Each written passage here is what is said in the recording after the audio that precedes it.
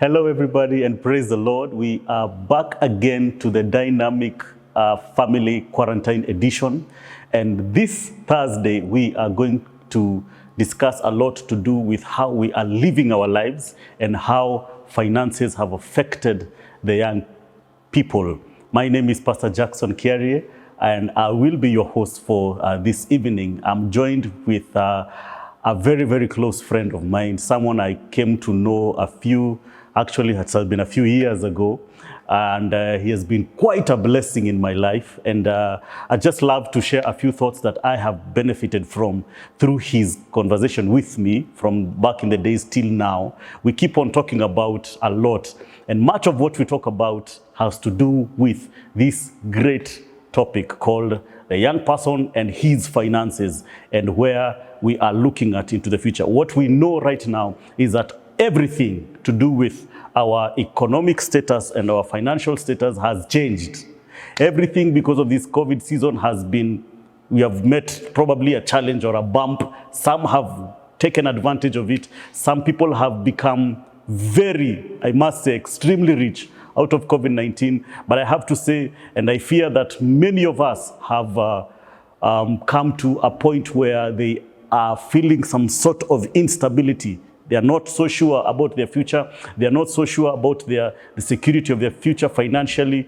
And that's what we basically want to talk about this Thursday. So I'm going to go right into it, and I'm going to ask my guest today to introduce himself, probably just tell you a bit of who he is and what he is all about. So welcome so much, Emmanuel. Yes. Karibu. Thank you so much for finding time. I know you're a very busy man. And so tell us, who is Emmanuel? Emmanuel is just Emmanuel. And Emmanuel is a guy who is born around Kenya. Great. And who has ever stayed in Kenya. And he has an opportunity to live in Kenya proudly. Wow. So Emmanuel is a guy who is ready always to do what it takes to stay afloat. Okay. By the power of God. Amen. And the wisdom he has given us. That's great. I've been a good guy in these finance things in a way. And I thank God because he gave me an opportunity to go to the class and do the finance things. Okay. The CPA. You've done the CPAs. The CPA and the university degree, BCom. Yes. Yes, so in accounts. In accounts, basically. Accounts, basically. Beyond your academics, you have done a lot in your career. In my career. I know personally, I know that umeenda mbali sana. I've done a lot. Different institutions. Yes. And I've borrowed a lot from there. Okay. I've been able to know everything works for good for those who are ready to receive it. Great. Yes. Emmanuel is also a family man. Emmanuel is a family man. Thank God. I can't forget that. I have one wife and two children. And I thank God because he blessed me to be a family man. You see, being a family man, focus remains. That's very important. Focus must remain. Must remain. That's good. Yes. That is really, really awesome. So let's just go straight to it. Where we are, pali tuko sahi, in this season of, they call it the COVID-19 season. Many people have been shaken, and people who might feel insecure because probably they had one line of where their money was channeled from.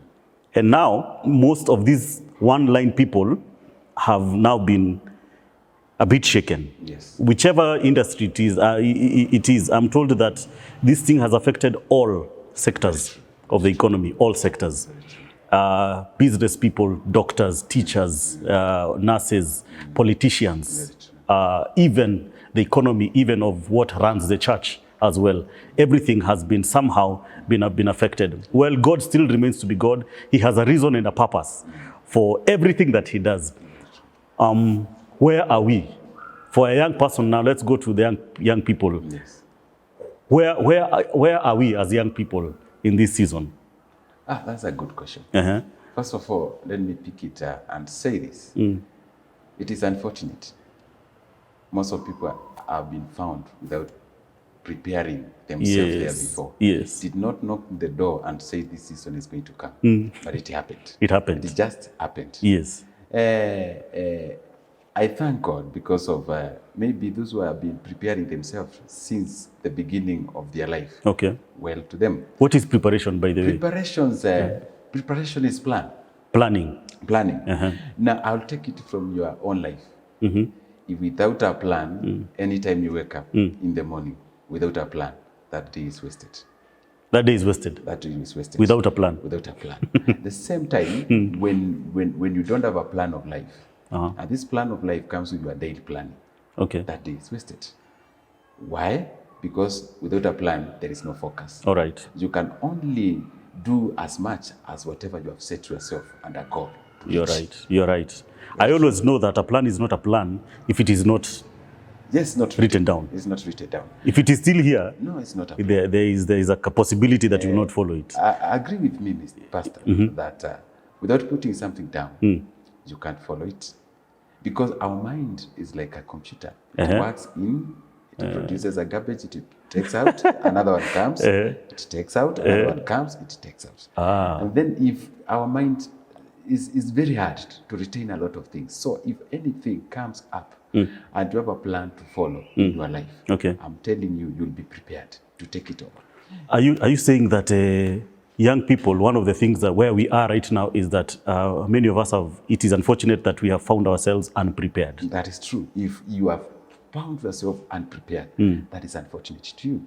But those who have prepared themselves early enough, and when you talk of young people, yes, let me exclude the guys below 20 years. Okay. Let me exclude who are still under their parents, probably. They are under their parents, and they can only take instructions from their parents. And let me exclude those guys. Okay. But also, I'll not forget them when I'll be talking about those parents. All right. They have the responsibility now to shape the life of that young person. Okay. Because they are the ones now in the steering wheel. They are handling them at this moment. So also, I'll not forget them a lot. I'll just say, parent, also listen. If you have a guy who is below 20 years or 18 years in Kenya, it is legal to be an adult.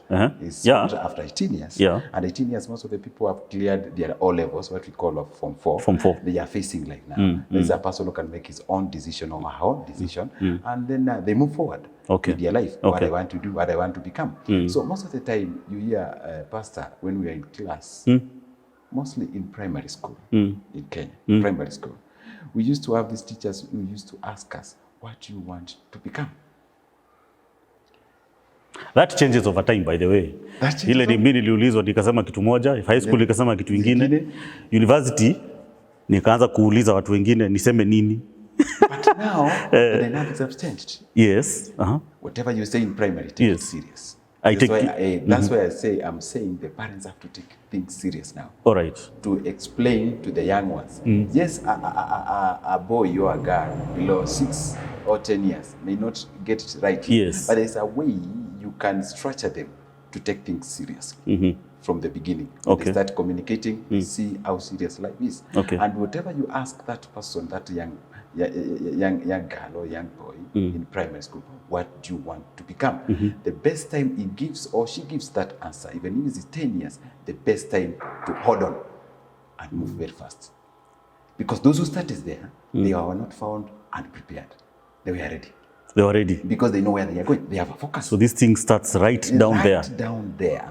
The problem we have, more so, us in Africa, we don't see far. We see day after day.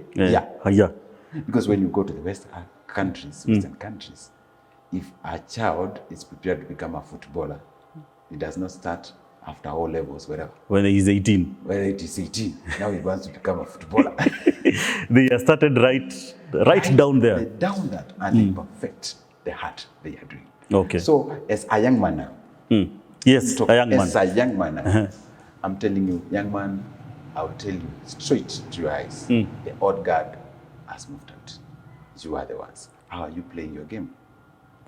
Is it too late to start preparing? No. For a young person? No, it's not. There is no time which is too late. The time you wake up is the best time for you.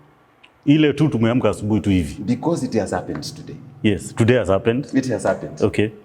Do not say, let me now go and start to prepare. Just start it immediately. Think what is happening to the world. The world is moving from the odd way of doing things to the systems, to the technology. We'll get to that in a short while. We'll get to that because that's the heartbeat of what we are talking about this day. But now a young man wants to prepare himself, wants to get himself to a point where he'll be a bit secure financially. Yes. What is the best way to secure yourself financially as a young person as it is today? That is true. What's the best way? What does a young person, assuming that this young person probably has, and we have many of them that right now are in college. Yes. Let's talk to people who are in college, who are just about to move away from college, knowing that the employment levels have greatly reduced, even especially after COVID-19. Very true. Greatly reduced, and we're going to talk about that. What are the prospects for a young person who wants to prepare for life? That's true. Yeah. Now, let me say this. The young person who wants to make it is a young person who believes himself or herself, without forgetting the plan. Looking at the things that they are currently in our nation, which is in Kenya. When you talk of unemployment, it started long time ago. We are churning a lot of young people around. They have their degrees. Even others have masters. I understand even there's another person who said to me she's young and she's pursuing a PhD. A PhD. And she has never worked anywhere.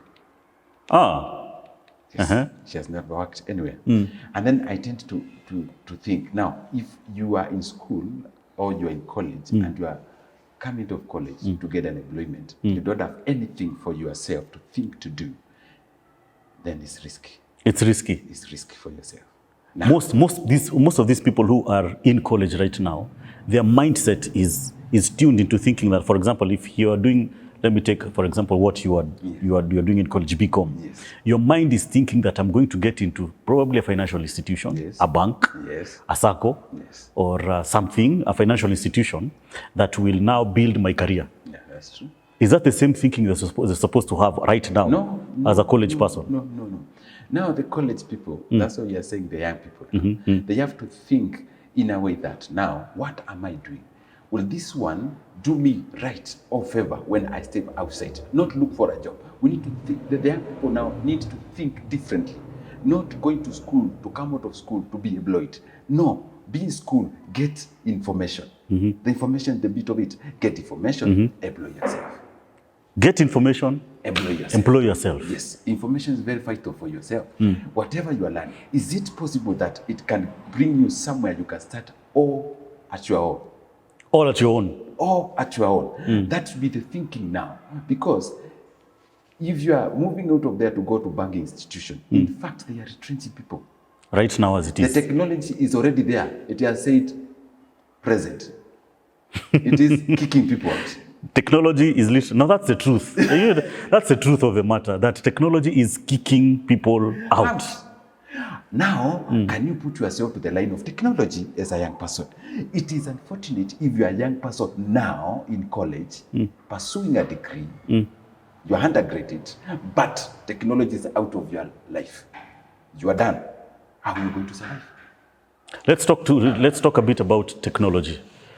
How much has technology affected our lives, especially as young people looking towards career? Yes.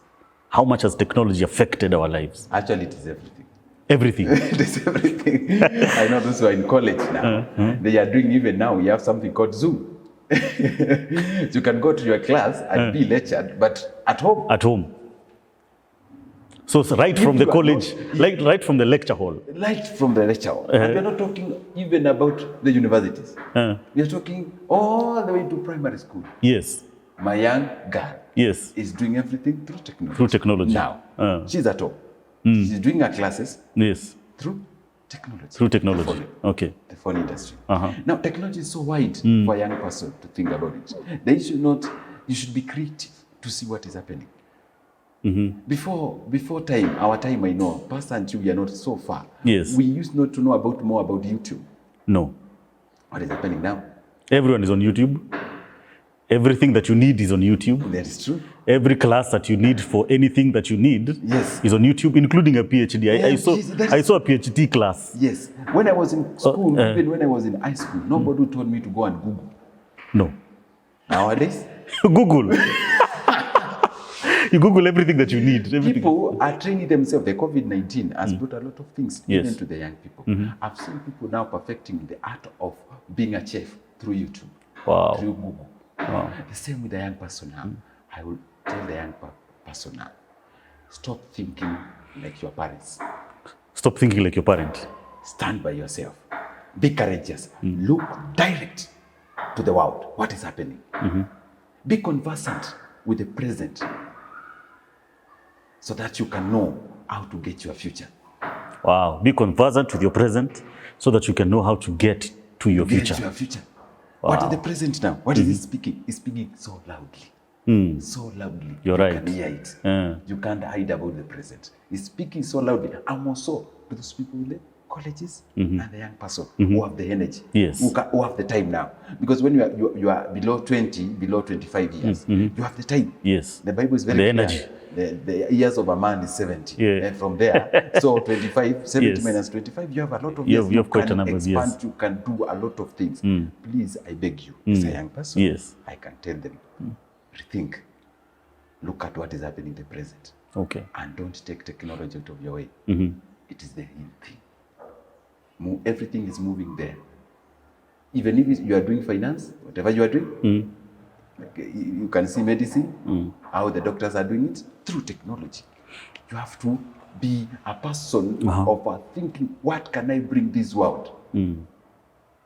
Don't come with the world to ask them, what can you give me? No. What can I give to this world? That's the question. That's the question. When you start thinking from there as a young person, then your mind opens up. Because you'll get into the innovation side of it. Yes. And when you get to the innovation side of it, there's nothing else you are going not to do except you will do it through technology and be so innovative. Production, innovations, those things, innovation everywhere through your mind. If you started there, then you kick out your life. Don't be in college and think employment. Be in college and think as an entrepreneur. What can I offer? Now let me ask you, if you are a young person and you want to be employed, and you can see most of the people are not employed, who do you want to employ?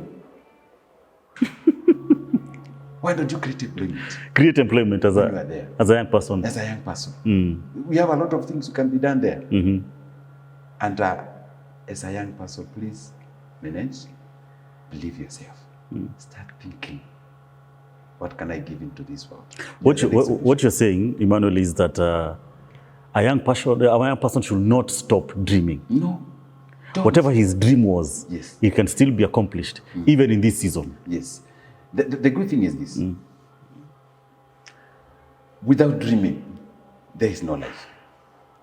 Without dreaming, there is no life. Yes. Wow. Why are we saying that? What is a dream? It is a plan inside there. You are seeing it, something you are laying down. When you start laying down, then you start seeing it in the spirit. It's going to happen one day. Yes. Bringing this wire from this side to bring another wire to come to connection. It starts from the mind. Starts from the mind. How can I bring this wire and this one from left and to the right, and they come together? Have you ever dreamt something and it has come up? I can say most of the time. Wow. all that you have, it did come by chance. All that you have accomplished, it never came just by good luck. No. It is a dream. It is a dream. Followed into a plan. Do you know, when you have this dream, you have the power. Dream is like a good moves. They push you. When you wake up, you have to accomplish your dream. Yes. That dream is tied on to the hope you have. Okay. Because when you tie it, I want to become me like pastor. Why do you want to go? Me like Emmanuel.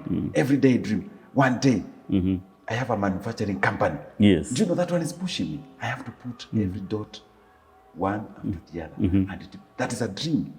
Now, when you dream and you actualize the dream, then you start it. Because now the problem is you dream and you sleep.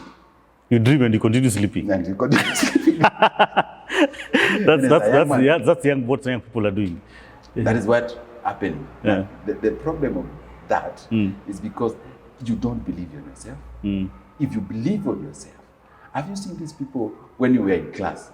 After they write a sentence, they want you to look at it. There's that bit, yes, as a friend, look if it is. But there are those people who can't even speak before a teacher, even before a congregation, or even before other friends. Yes. Because they fear whatever they can say, they don't believe on themselves. They don't believe in themselves. You're right. Because whatever they produce, they don't know, is it right or wrong? But I'm telling you, everybody, if you believe inside yourself, whatever I'm doing, and become courageous, my friend, the dream will come out very clear. Wow.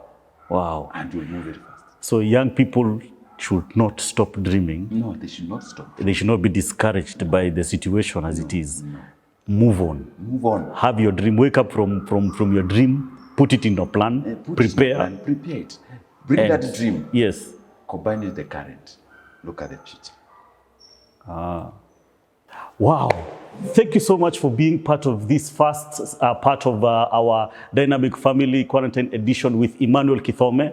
Catch us tomorrow for part 2 of this same conversation that we are having. I would love for you to be part of this tomorrow. Please call your friends, tell your friends to be part of this as we learn more about how to deal with our finances. Catch us tomorrow. Thank you.